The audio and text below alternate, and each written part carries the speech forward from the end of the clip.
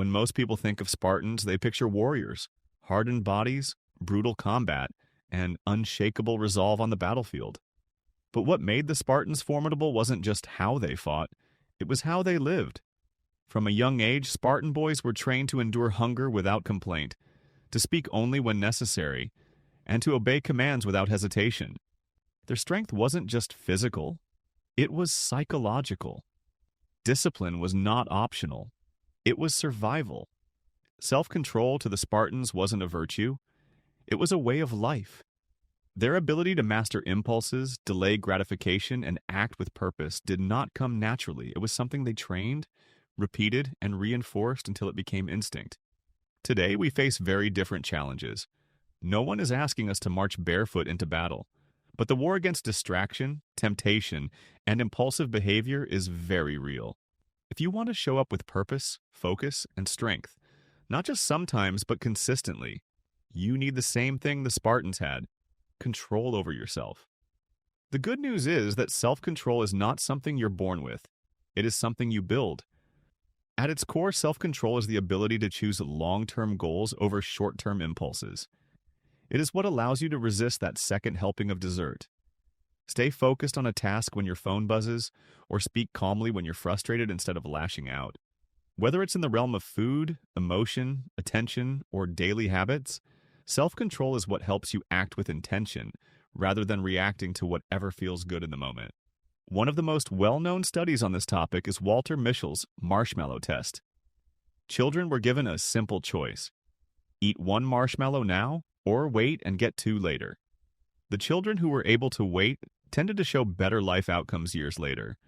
But what's often overlooked is that self-control wasn't just about raw willpower. It was shaped by context. Kids who felt secure and trusted their environment were more likely to delay gratification. Those who had experienced instability were more likely to act in the moment. Now, to be clear, personality traits do influence our natural tendencies towards self-control. The Big Five trait called conscientiousness includes a subtrait known as self-discipline, and people genuinely differ in how strong that trait is. That doesn't mean self-control is fixed. It just means that for some, building discipline may require more or less effort depending on their natural temperament. The important thing to remember is this: self-control is more like a muscle than a label. It can be trained, it can be strengthened. And like the Spartans, who didn't wait to feel motivated before they acted, we can learn to build discipline through structure, repetition, and consistent effort. If self-control is so valuable, why is it so hard? Part of the answer lies in the environment we live in.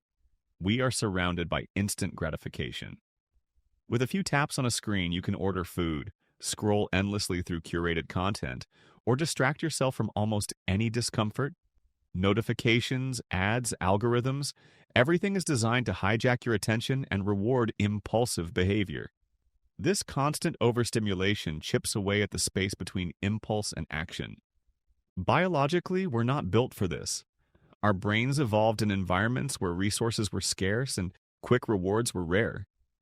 It made sense to grab what you could, when you could, but today those instincts are being exploited by systems that offer constant, low-effort rewards with very little long-term value.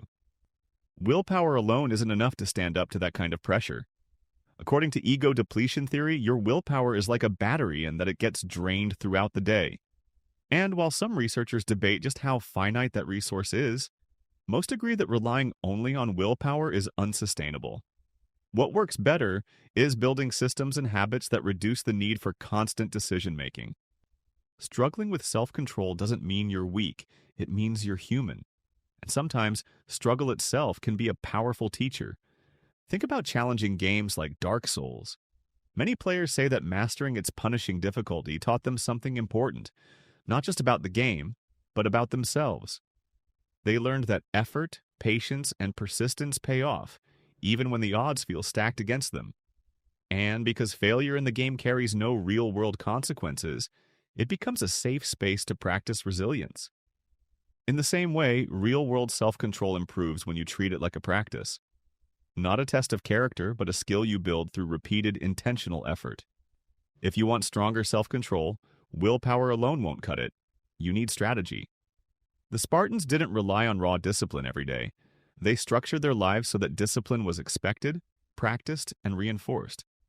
In the same way, you can train self-control by shaping your habits, your environment, and your decisions to work for you rather than against you. Let's walk through 6 specific strategies that can help you build real, lasting self-control. 1. Limit decisions, build routines. Every decision you make drains mental energy. This is known as decision fatigue. The more small choices you have to make, what to wear, what to eat, when to start work, the harder it becomes to make disciplined choices later in the day. That's why people like Steve Jobs famously wore the same outfit every day. It wasn't about fashion, it was about reducing friction. You can do the same. Build routines that automate your priorities. Eat similar meals during the week. Block out time for focused work. Set your workout clothes out the night before. The fewer decisions you have to make, the more energy you preserve for moments that really require self-control. 2. Delay gratification. Self-control often comes down to a single moment, the gap between an impulse and an action. One simple way to expand that gap is by practicing delay.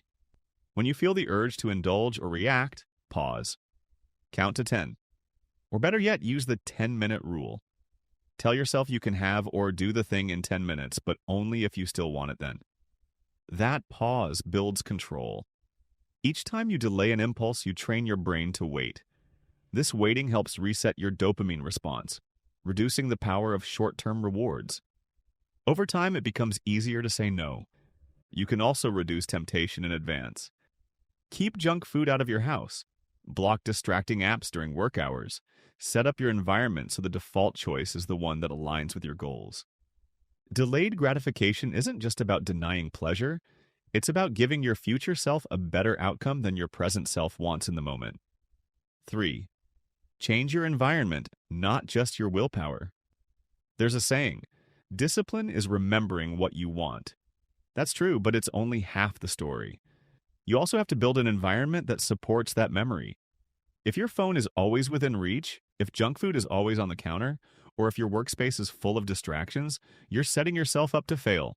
Make self-control easier by designing your space with intention. Put your phone in another room when you need to focus. Prep healthy meals in advance so you don't rely on willpower when you're tired. Use visual reminders of your goals, a calendar, a quote, or a simple checklist to reinforce what matters most. Willpower is short-term. Environment is constant. Choose the one that does the heavy lifting. 4. Use implementation intentions. One of the most effective tools for self-control is what psychologists call implementation intentions. These are simple if-then plans you create in advance to handle predictable situations.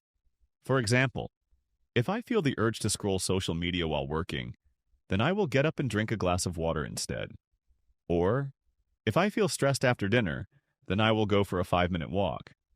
This kind of mental preloading makes it easier to act in alignment with your goals, especially when your emotional state would otherwise push you off course. Think of it as a mental shortcut that turns good intentions into concrete actions. The more you rehearse these small decisions in advance, the more automatic they become in the moment. Practice saying no, even in low-stakes moments. Self-control isn't built in moments of crisis. It's built in small, everyday choices. Practice saying no when it's easy, and it will be more natural when it's hard. That could mean declining a snack you don't really want, skipping an unnecessary purchase, or pausing before giving your opinion in a conversation. Each small act of restraint reinforces your identity as someone who is in control of their choices. This idea ties back to the ancient Greek concept of enkrateia, which means mastery over the self. It wasn't about repression, it was about sovereignty. The person who can govern their own desires is the person who is truly free. You don't need to say no to everything, but saying no once a day, even to something small, helps you build that internal strength like a muscle. 6th, track small wins to reinforce identity. Discipline isn't just about what you do. It's about who you believe you are. If you want to become someone with strong self-control, you need evidence. Track small wins each day that reinforce that identity. Did you follow your plan? Resist a temptation? Finish what you started? Write it down. Make it visible. Each success tells your brain, this is who I am now. The Spartans built this into their culture. Discipline wasn't just enforced, it was celebrated. Their rituals, expectations, and community all reinforce the identity of being resilient, restrained, and reliable. You can do the same in your own life.